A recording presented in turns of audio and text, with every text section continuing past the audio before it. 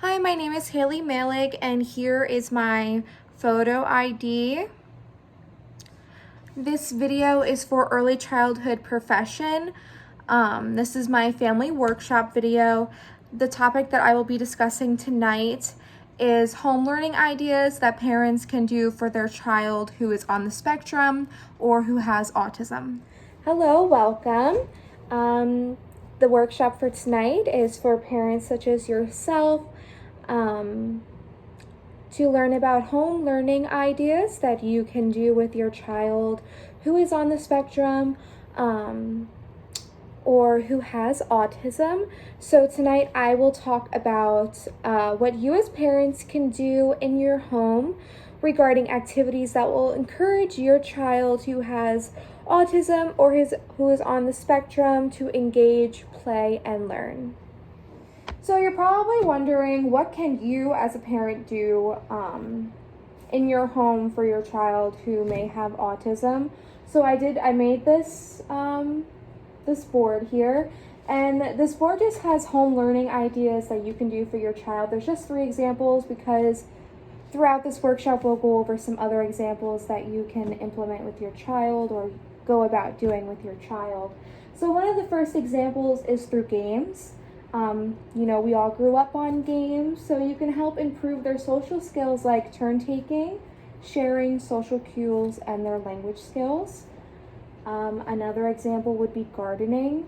That'll encourage your child to get outside and the satisfaction of growing and caring for something like a plant. Or, succulents are really easy to take care of. You can buy your child a succulent and it'll just give them that satisfaction. And then the last example right by you is interest-based learning, and this, in my opinion, is the most important way to learn for a child. And what this learning is just the activities that you plan are based around their interest in favorite items or games, such as stated with the first examples, to make their learning engaging. Because let's be honest, if your child is not interested, like say you bring in a puzzle but your child is not like activities that involve their small muscles or fine motor skills, then they won't learn. They will not engage in that activity. But if your child is interested in dinosaurs, maybe you can implement a dinosaur activity in your home where you go out, maybe you go out and you find this really cool dinosaur kit and you can sit there and crack open the rocks to find the dinosaurs. Or, maybe you already have dinosaurs at your home and you could do like a hide and seek with dinosaurs, sensory play with dinosaurs, really anything. I would just base it around their interests.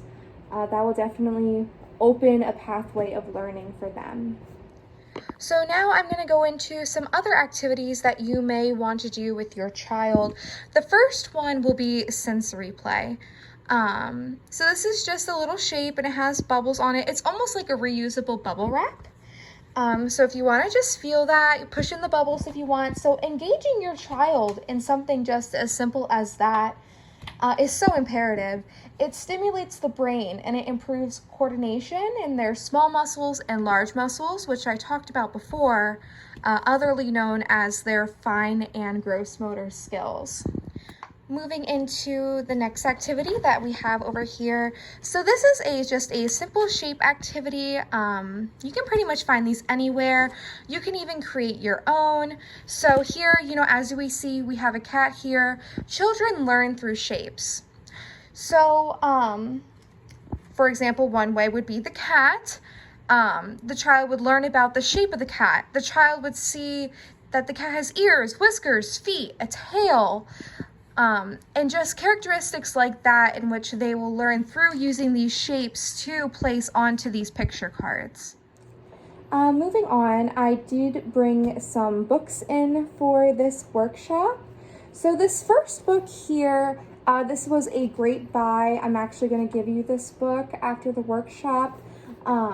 It's what parents can do now after you have just found out that your child has autism.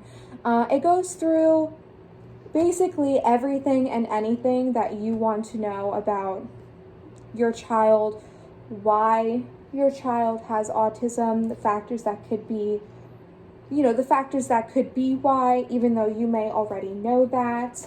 And then it also goes through like what you can do in the home.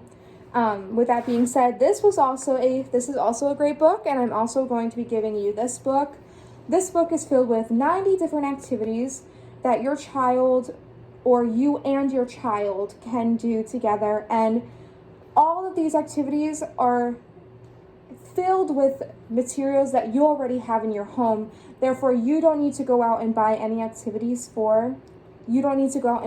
materials for the activities that are in this book.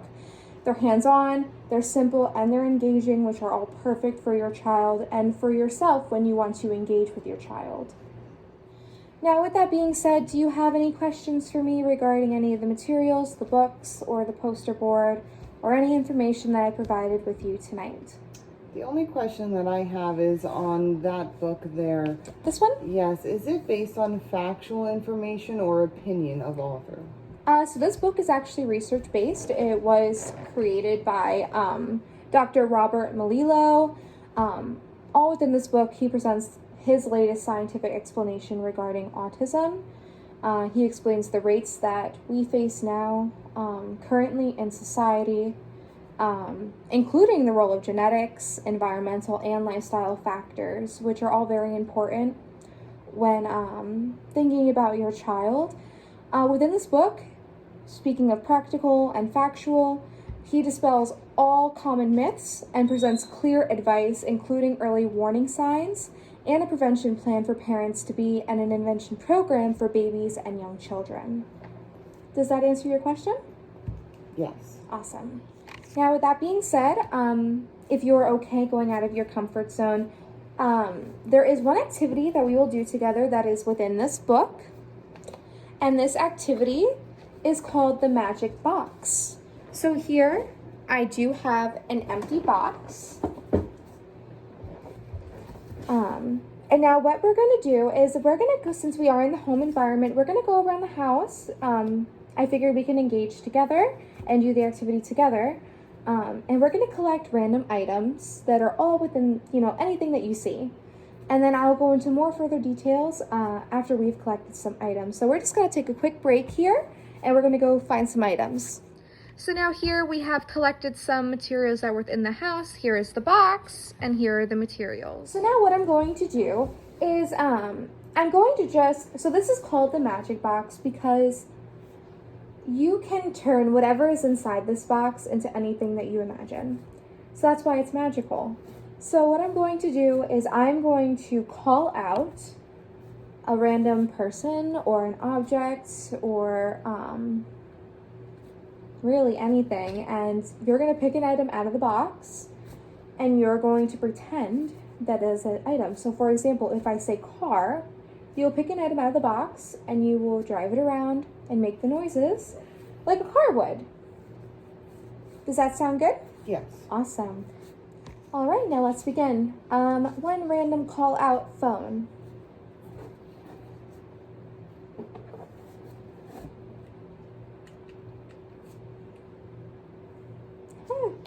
Good job. Another random call out. We could use the example, a car.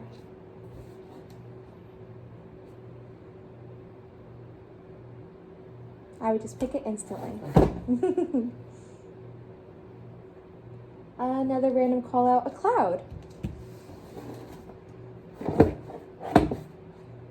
Awesome. Now the activity has ended. How did you feel about that activity?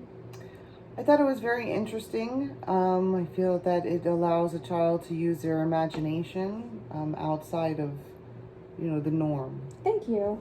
So when doing this activity in your home, you want to start off with only 2 or 3 items for your child to choose from. As you can see, we used 3 items. Then slowly you can add more items as they show success with symbolic play with a few toys. Symbolic play, in case you don't understand what that means, is just connecting reality to a random object. So for example, you use the toilet paper as a symbol as a cloud. Along with that,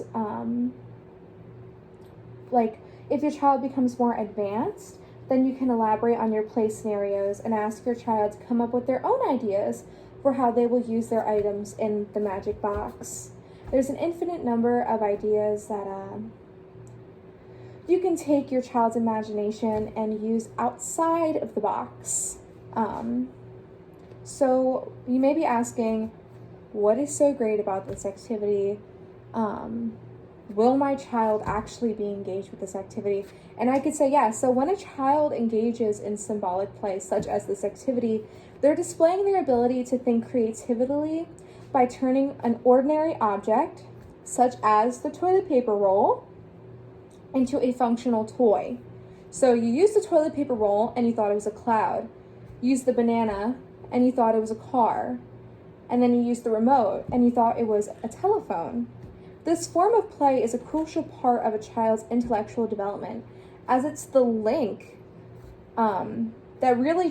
it's the link between functional pretend play and imaginary play, which is so important for your child who has autism.